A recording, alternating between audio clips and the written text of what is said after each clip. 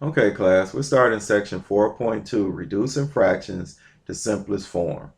Section B, writing fractions in simplest forms. What do we mean by simplest form? Two fractions can look different but represent the same quantity. These are called equivalent fractions. The equivalent fraction that is written with the smallest possible numerator and denominator is called the simplest form. Just for instance, we know 5/10 is the same thing as saying 1/2.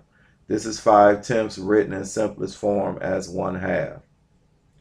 Look for a common factor of the numerator and denominator. The common factors will be divided to 1. N over n equals 1. Okay, now, we've covered factors before. So what we would do is this here. We would look at the number 30 and 42.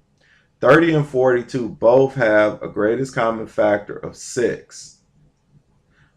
Now, what we would do is this here. We know 6 divided by 6 is actually 1. And anything divided by 1 is itself. So now we would divide. 30 divided by 6 is 5. And 42 divided by 6 is 7. Now the only thing that 5 and 7 has in common is 1. So that is the simplified fraction of 30 over 42. Now we come here to number 2. We have 12 and 20.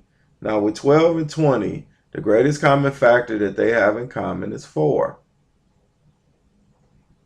Now we would divide this. This is a negative divided by a positive, so our answer would be negative. Now, 12 divided by 4 is 3, and 20 divided by 4 is 5. So our final answer here is a negative 3/5. Now we come down here to number 3, 7 and 56. 7 and 56, the greatest common factor of 7 and 56 is actually 7. So we'll divide the numerator and denominator by 7. 7 divided by 7 is 1, and 56 divided by 7 is 8. And that is your final answer. Now we come here to number 4, 56 and 84. It may take you a little time to figure out the factor, but the greatest common factor is 28. We divide both the numerator and denominator by 28. 56 divided by 28 is 2, and 84 divided by 28 is 3.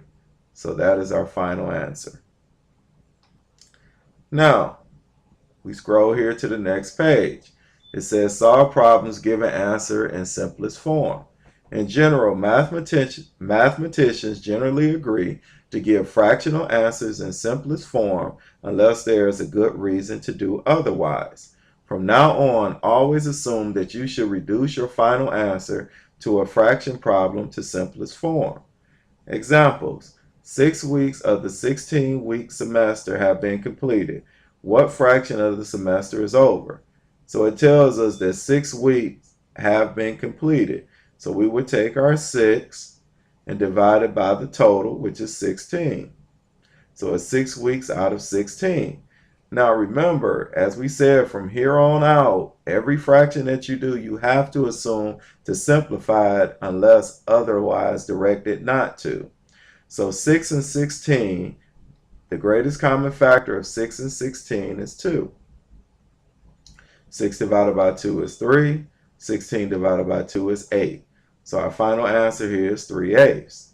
Now for B, it says how many weeks of the semester are left? Now if you have 6 weeks you've completed and it's a 16-week semester, we would take 16 minus 6, and that leaves us 10 weeks. That's how many weeks are left. Now, we come to C. What fraction of the semester is left? So now we know we have 10 weeks that's left out of 16. Now we have to simplify this. 10 and 16 both has 2 in common. So we divide both by 2, and we'll have 5/8. Now, we come down here to number 2. It says getting an associate's degree requires earning at least 60 college credits.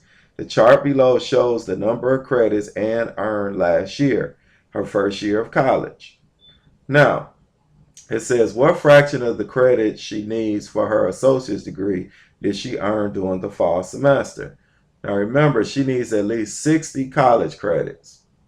So now we want to know what fraction of these credits she earned in the fall semester.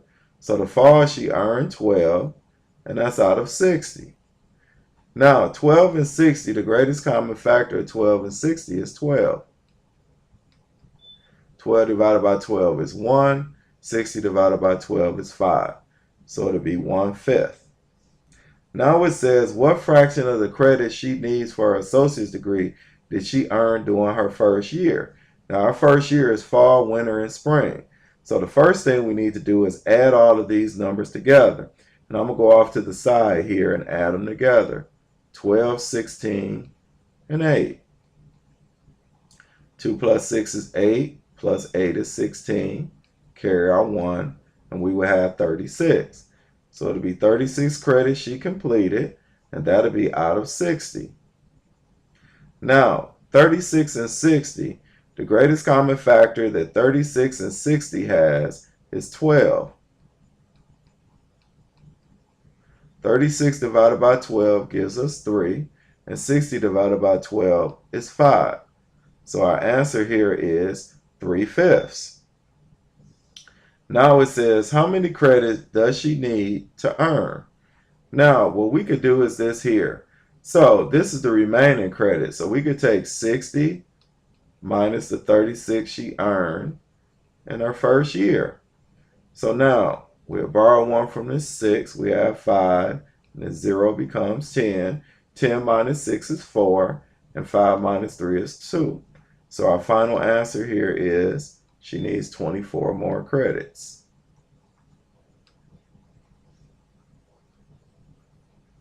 Now we scroll down here to D. What fraction of the credit she needs for her associate's degree does she still need to earn? So we know she has 24 credits out of 60. Now 24 and 60, they both have 12 as their greatest common factor. 24 divided by 12 is 2. 60 divided by 12 is 5. So she has 2/5 left.